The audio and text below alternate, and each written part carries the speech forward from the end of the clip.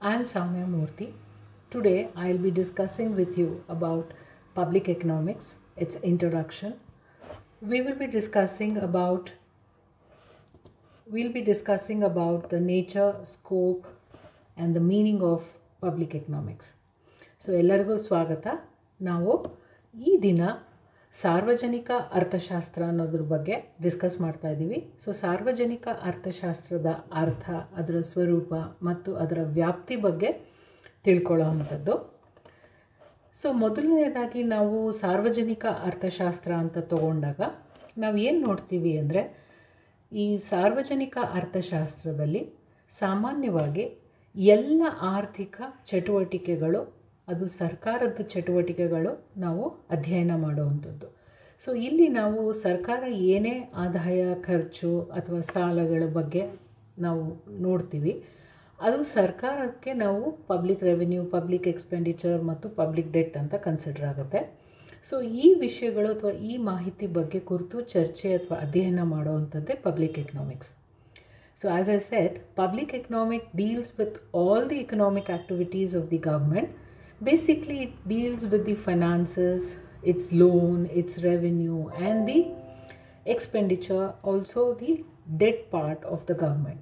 So we'll be reading about or studying about public revenue, public expenditure and public debt and other aspects of the government in this topic. So basically the two terms like public revenue and public finance are both interconnected. ಸಾಮಾನ್ಯವಾಗಿ ನಾವು ಏನು ನೋಡ್ತೀವಿ ಅಂದರೆ, ಸಾರ್ವಜನಿಕ ಅರ್ಥಶಾಸ್ತ್ರದಲ್ಲಿ ಸಾರ್ವಜನಿಕ ಹಣಕಾಸು ಅನ್ನೋ ಕಾನ್ಸೆಪ್ಟ್ ಬಂದಾಗ ಇದನ್ನು ಹೇಗೆ ನಾವು ವ್ಯಾಖ್ಯಾನಿಸ್ತೀವಿ ಅನ್ನೋದು. ನಾನು ಆಗಲೇ ಹೇಳ್ದಂಗೆ ಸರ್ಕಾರದ ಹಣಕಾಸಿನ ಚಟುವಟಿಕೆಗಳನ್ನು ಅಧ್ಯಯನ ಮಾಡುವಂಥದ್ದು ಸಾರ್ವಜನಿಕ ಹಣಕಾಸು ಅಂತ ಕರಿತೀವಿ. ಸೊ ಇದು ಸರ್ಕಾರಕ್ಕೆ ಬರೋ ಆದಾಯ ಮತ್ತು ವೆಚ್ಚದ ವಿಚಾರನ ಕುರಿತು ಅಭ್ಯಸಿಸುವಂಥದ್ದು.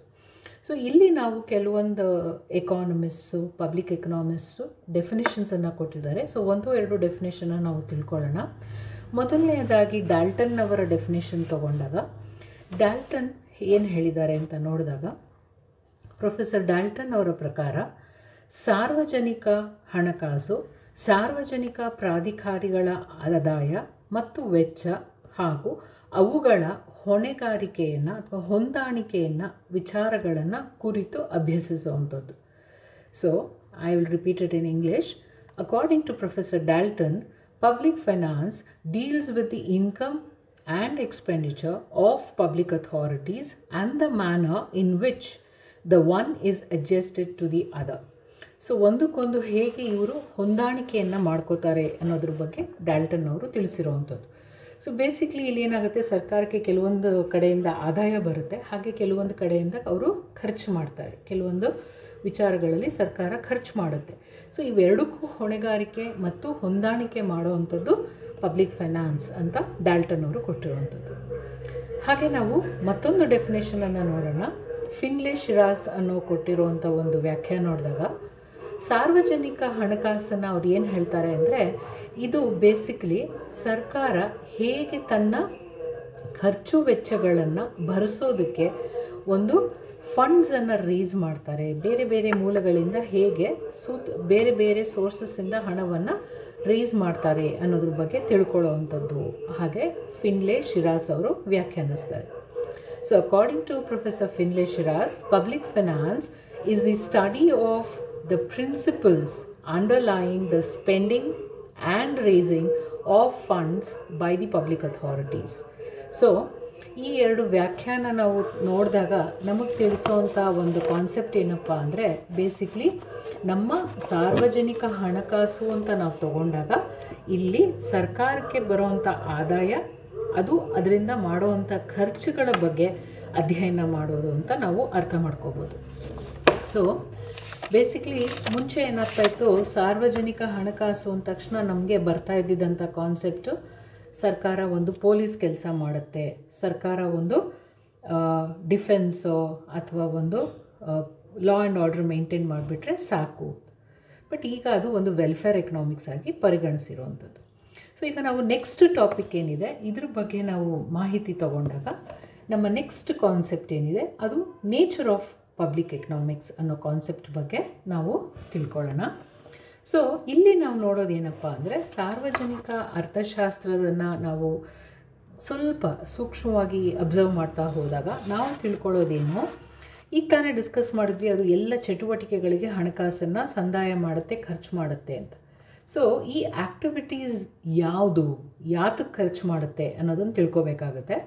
ಸೊ ಎಕನಾಮಿಕ್ ಆ್ಯಕ್ಟಿವಿಟೀಸಲ್ಲಿ ನಾವು ಯಾಕೆ ಪಬ್ಲಿಕ್ ಎಕನಾಮಿಕ್ಸನ್ನು ಬಳಸ್ತೀವಿ ಅಂದರೆ, ಇಲ್ಲಿ ಮೋಸ್ಟ್ ಇಂಪಾರ್ಟೆಂಟ್ ಆಸ್ಪೆಕ್ಟ್ ಏನಪ್ಪ ಅಂದರೆ, ನಮಗೆ ಸೋಷಲ್ ಜಸ್ಟಿಸ್ ಬರಬೇಕು ಮತ್ತು ವೆಲ್ಫೇರ್ ಸ್ಟೇಟ್ ಇರಬೇಕು. ನಾನು ಈಗ ತಾನೇ ಹೇಳಿದೆ, ಹಳೆ ಕಾಲದಲ್ಲಿ ಪೊಲೀಸ್ ಕೆಲಸ, ನಮ್ಮ ದೇಶದ ರಕ್ಷಣೆ ಮಾಡಿದ್ರೆ ಅಥವಾ ಲಾ ಆ್ಯಂಡ್ ಆರ್ಡರ್ ಮೇಂಟೈನ್ ಮಾಡಿದ್ರೆ ಅವರ ಕೆಲಸ ಆಗೋಗ್ತಾಯಿತ್ತು. ಬಟ್ ಈಗ ನಾವು ಏನು ನೋಡ್ತಾ ಇದ್ದೀವಿ, ಸರ್ಕಾರದ ಹೊಣೆಗಾರಿಕೆ ಅಂದರೆ ಅದು ಬೇಸಿಕ್ಲಿ ಒಂದು ಸುಖಿ ರಾಜ್ಯವನ್ನು ಕೊಡೋವಂಥದ್ದು.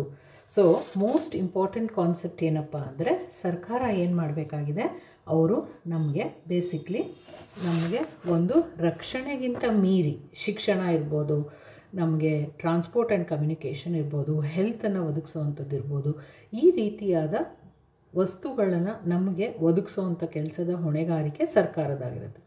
So nature of public economics deals with all the economic activities of the state as public economics, which create social justice and welfare state. So how do we get this? So how do we create social justice, or how can the government be equitable in distributing the goods? So ಇದ್ರ ಬಗ್ಗೆ ನಾವು ಮಾಹಿತಿ ತೊಗೊಂಡಾಗ ನಾವು ಏನು ನೋಡ್ತೀವಿ ಅಂದರೆ, ಸರ್ಕಾರ ಯಾವ ಗೂಡ್ಸನ್ನು ತಯಾರಿ ಮಾಡಬೇಕು, which goods should the government produce, or how should it produce, ಹೇಗೆ ಅದನ್ನು ಉತ್ಪಾದನೆ ಮಾಡಬೇಕು ಅಥವಾ ಅದನ್ನು ಹೇಗೆ ವಿತರಣೆ ಮಾಡಬೇಕು, how to distribute the goods or whom to distribute the goods. So ಈ ಕಾನ್ಸೆಪ್ಟ್ಸ್ ಬಗ್ಗೆ ಕೂಡ ಸರ್ಕಾರದ್ದು ಅಧ್ಯಯನ ನಡೆದಿರುತ್ತೆ. ಯಾವುದು ಅತಿ ಇಂಪಾರ್ಟೆಂಟ್ ಆಗಿರುವಂಥದ್ದನ್ನು ಉತ್ಪಾದನೆ ಮಾಡ್ತಾರೆ, ಲೆಸ್ ಇಂಪಾರ್ಟೆಂಟನ್ನು ಪೋಸ್ಟ್ಪೋನ್ ಮಾಡ್ತಾರೆ. ಈ ಥರ ಒಂದು ಸೋಷಲ್ ಗೂಡ್ಸ್ ಏನಿರುತ್ತೆ, ಬೇಸಿಕ್ಲಿ ಸೇ ಫಾರ್ ಎಕ್ಸಾಂಪಲ್ ಶಿಕ್ಷಣ ಇರ್ಬೋದು, ನಮ್ಮ ಆರೋಗ್ಯ ಇರ್ಬೋದು, ಅಥವಾ ಟ್ರಾನ್ಸ್ಪೋರ್ಟ್ ಆ್ಯಂಡ್ ಕಮ್ಯುನಿಕೇಷನ್ ಇರ್ಬೋದು, ಈ ಥರ ಪ್ರಯಾರಿಟಿ ಬೇಸಿಸಲ್ಲಿ ಸರ್ಕಾರ ಏನು ಮಾಡುತ್ತೆ, ಯಾವ ಗೂಡ್ಸನ್ನು ಉತ್ಪಾದನೆ ಮಾಡಬೇಕು, ಯಾವುದನ್ನು ಹೇಗೆ ಹಂಚಬೇಕು, ಯಾರಿಗೆ ಹಂಚಬೇಕು ಅನ್ನೋದನ್ನು ಡಿಸೈಡ್ ಮಾಡುತ್ತೆ. ಸೊ ಇದು ನಮ್ಮ ನೇಚರ್ ಆಫ್ ಪಬ್ಲಿಕ್ ಗೂಡ್ಸಲ್ಲಿ ನಾವು ತಿಳ್ಕೊಳ್ಳೋವಂಥದ್ದು. ಮತ್ತು ನಾವು ನೋಡೋವಂಥದ್ದು ಸಾರ್ವಜನಿಕ ಹಣಕಾಸಿನಲ್ಲಿ ಬರೋವಂಥ ವ್ಯಾಪ್ತಿ. So we'll be discussing about scope of public economics. So first and foremost, we'll discuss about the allocation of resources. So basically we find that allocation is a very important aspect of public economics. So here we see there should be equitable distribution of limited resources. So ನಾನು ಆಗಲೇ ಹೇಳಿದೆ, ನಮ್ಮ ನೇಚರಲ್ಲಿ ಏನು availability ಇದೆ, ನಮ್ಮ ಸರಕುಗಳು ಏನು availability ಇದೆ, ಅದು ನಾವು ಈಕ್ವಲ್ ಆಗಿ ಅಥವಾ ಸಮಾನವಾಗಿ ಇರುವಂಥ ಪಬ್ಲಿಕ್ಗೆ ಡಿಸ್ಟ್ರಿಬ್ಯೂಟ್ ಮಾಡುವಂಥ ಜವಾಬ್ದಾರಿ ಅಥವಾ ಹೊಣೆಗಾರಿಕೆ ನಮ್ಮದಾಗಿರುತ್ತೆ. So allocation of resources should be done in a equitable way as there are very limited resources. So resources ಅಪಾರ ಪ್ರಮಾಣದಲ್ಲಿ ಇದ್ದಿದ್ದರೆ ಎಷ್ಟು ಬೇಕೋ ನಾವು ಯೂಸ್ ಮಾಡ್ಕೋಬೋದಾಗಿತ್ತು. ಇಲ್ಲಿ ನಮ್ಮ ಹತ್ರ ಇರೋ ರಿಸೋರ್ಸಸ್ ಲಿಮಿಟೆಡ್ ಆಗಿರೋದ್ರಿಂದ ಮೋಸ್ಟ್ ಇಂಪಾರ್ಟೆಂಟ್ ಆಸ್ಪೆಕ್ಟ್ ಏನಪ್ಪ ಅಂದರೆ, ನಾವು ಅದನ್ನು ಸರಿಯಾಗಿ ಹಂಚಿಕೆ ಮಾಡಬೇಕು. Secondly, it is about creation of public goods. So public goods ಅಂತ ನಾವು ಏನು ಡಿಸ್ಕಸ್ ಮಾಡಿದ್ವಿ ಈಗ ತಾನೇ, ಎಜುಕೇಷನ್ ಇರ್ಬೋದು, ಹೆಲ್ತ್ ಇರ್ಬೋದು, ಟ್ರಾನ್ಸ್ಪೋರ್ಟ್, ಕಮ್ಯುನಿಕೇಷನ್. ಸೊ ಈ ಶಿಕ್ಷಣ, ನಮ್ಮ ಆರೋಗ್ಯ, ಇವೆಲ್ಲ ಏನಾಗುತ್ತೆ ಪಬ್ಲಿಕ್ ಗೂಡ್ಸ್ ಆಗಿರೋದ್ರಿಂದ ಸರ್ಕಾರ ಇದರ ಹೊಣೆಗಾರಿಕೆ ಅಥವಾ ಜವಾಬ್ದಾರಿಯಿಂದ ತಪ್ಪಿಸ್ಕೊಳ್ಳೋಕ್ಕಾಗಲ್ಲ. So government should provide education to all its children, should provide health to all its citizens, should provide transport and communication for its public. So this becomes imperative that government can't escape from producing public goods. ಹಾಗೆ third concept ನಾವು ನೋಡೋದು distribution of income and wealth. So basically ಈ ಹಣವನ್ನು ಹಂಚಿಕೆ ಮಾಡಬೇಕಾದ್ರೆ ನಮ್ಮಲ್ಲಿ ಏನಾಗುತ್ತೆ, ಒಂದು ಬಿಗ್ ವಾಯ್ಡ್ ಇದೆ, ರಿಚ್ ಆ್ಯಂಡ್ ಪುವರ್ ಅಂತ. ಸೊ ಶ್ರೀಮಂತರು ಮತ್ತು ಬಡವರ ಮಧ್ಯೆ ಒಂದು ದೊಡ್ಡ ಗ್ಯಾಪ್ ಏನು ನೋಡ್ತಾ ಇದ್ದೀವಿ, ಇದನ್ನು ಆದಷ್ಟು ನಾವು ಕಡಿಮೆ ಮಾಡಬೇಕು. ಸೊ ಎಗೇನ್ ಇದರ ಹೊಣೆಗಾರಿಕೆ ನಾವು ನೋಡ್ತೀವಿ ಸರ್ಕಾರದ್ದಾಗಿರುತ್ತೆ. ಸೊ ಎಲ್ಲೋ ಒಂದು ಕಡೆ ಈ ಆದಾಯ ಬಂದಿರೋದು ಮತ್ತು ಆಗೋವಂಥ ಈ ಸಂಪತ್ತು ಎಲ್ಲಿ ಕೂಡ್ತಾ ಇದೆ ಅಂತ ನೋಡಿದಾಗ ಹಣ ಇರೋರ ಹತ್ರ ಹಣ ಹೋಗ್ತಾ ಇರುತ್ತೆ, ಇಲ್ಲದೆ ಇರೋರು ಬಡವರು ಹಾಗೆ ಇರ್ತಾರೆ. So through tax policies, through proper public expenditure ಸರ್ಕಾರ ಏನು ಮಾಡಬೇಕಾಗತ್ತೆ, ಈ ಶ್ರೀಮಂತರು ಬಡವರು ನಡುವೆ ಇರುವಂಥ ಒಂದು ಗ್ಯಾಪನ್ನು ಕಡಿಮೆ ಮಾಡುವಂಥದ್ದು. ಹಾಗೆ ನೆಕ್ಸ್ಟ್ ನಾವು ನೋಡೋದು ಫೈನಾನ್ಷಿಯಲ್ ಅಡ್ಮಿನಿಸ್ಟ್ರೇಷನ್. ಸೊ ಬೇಸಿಕ್ಲಿ ನಮ್ಮ ಅಡ್ಮಿನಿಸ್ಟ್ರೇಷನ್ ಅಂದ ತಕ್ಷಣ ನಮಗೆ ಬರೋವಂಥದ್ದು ಎಲ್ಲಿಂದ ಸರ್ಕಾರಕ್ಕೆ ಆದಾಯಗಳು ಬರುತ್ತೆ, ಎಲ್ಲಿ ಅವರ ಹಣವನ್ನು ಖರ್ಚು ಮಾಡ್ತಾ ಇದ್ದಾರೆ, ಅದೇ ರೀತಿಯಲ್ಲಿ ಆದಾಯ ಖರ್ಚು ಸಮವಾಗಿದ್ದಾಗ ನಮಗೆ ಬೇರೆ ಏನೂ ಅವಶ್ಯಕತೆ ಬರೋದಿಲ್ಲ. ಸೊ ಪ್ರಾಬ್ಲಮ್ಸ್ ಅಥವಾ ಇಶ್ಯೂಸ್ ಆದಾಗ ಸರ್ಕಾರ ಏನು ಮಾಡಬೇಕಾಗುತ್ತೆ, ಸಾಲ ಮಾಡೋವಂಥ ಒಂದು ಪರಿಸ್ಥಿತಿ ಬರುತ್ತೆ. ಸೊ ಈ ಸಾಲ ಮಾಡುವಂಥ ಪರಿಸ್ಥಿತಿ ಬಂದಾಗ ಅವರು ಸಾಲ ಮಾಡಾದರೂ ಸರಿ ಜನರಿಗೆ ಒದಗಿಸ್ಬೇಕಾಗಿರುವಂಥ ಸರಕುಗಳನ್ನ ಕೊಡಲೇಬೇಕಾಗುತ್ತೆ. So it becomes the duty of the government to provide all the essential commodities to its public. So next ನಾವು ನೋಡೋವಂಥದ್ದು functions of the state. So ಒಂದು ಸರ್ಕಾರ ಅಂತ ತೊಗೊಂಡಾಗ it could be a state government or a central government or even may be a local authority. So ನಮ್ಮ ಕೇಂದ್ರ ಸರ್ಕಾರ ಇರ್ಬೋದು, ರಾಜ್ಯ ಸರ್ಕಾರ ಇರ್ಬೋದು, ಅವರು ಅವರ ಕಾರ್ಯಗಳನ್ನ ಕರೆಕ್ಟಾಗಿ ನಿಭಾಯಿಸ್ಕೊಂಡು ಹೋಗಬೇಕಾಗತ್ತೆ. ಸೊ ಅವ್ರು ತರುವಂಥ ಕೆಲವೊಂದು ಸ್ಕೀಮ್ಸ್ ಏನಿರುತ್ತೆ, ಕೆಲವೊಂದು ಪಬ್ಲಿಕ್ಗೆ ಹೆಲ್ಪ್ ಆಗುವಂಥ ಸ್ಕೀಮ್ಸ್ ಏನಿರುತ್ತೆ, ಅದನ್ನು ಸರ್ಕಾರ ಒದಗಿಸ್ಲೇಬೇಕಾಗತ್ತೆ. ಸೊ ಬೇಸಿಕ್ಲಿ ನಾವು ಏನು ನೋಡ್ತೀವಿ, ಸರ್ಕಾರ ತನ್ನ ಅಡ್ಮಿನಿಸ್ಟ್ರೇಷನಲ್ಲಿ ಕರೆಕ್ಟಾಗಿ ಡಿಸಿಷನ್ಸ್ ತೊಗೊಂಡು ಬಂದಿರೋವಂಥ ಆದಾಯ ಮತ್ತು ಮಾಡೋವಂಥ ಖರ್ಚು ಬಗ್ಗೆ ಕ್ಲೀನಾಗಿ ಮಾಹಿತಿಯನ್ನು ತಗೊಂಡು ಖರ್ಚು ವೆಚ್ಚಗಳನ್ನ ನಿಭಾಯಿಸ್ಕೊಂಡು ಹೋಗುವಂಥದ್ದು. So any government as usually it should look into its income and expenses while functioning. ಹಾಗೆ ನಾವು ನೆಕ್ಸ್ಟ್ ಕಾನ್ಸೆಪ್ಟನ್ನು ನೋಡ್ತೀವಿ, ಇದು ಪಾಸಿಟಿವ್ ಆ್ಯಂಡ್ ನಾರ್ಮ್ಯಾಟಿವ್ ಸೈನ್ಸ್ ಅಂತ ಹೇಳ್ತೀವಿ. So whether public economics is a positive science or a normative science.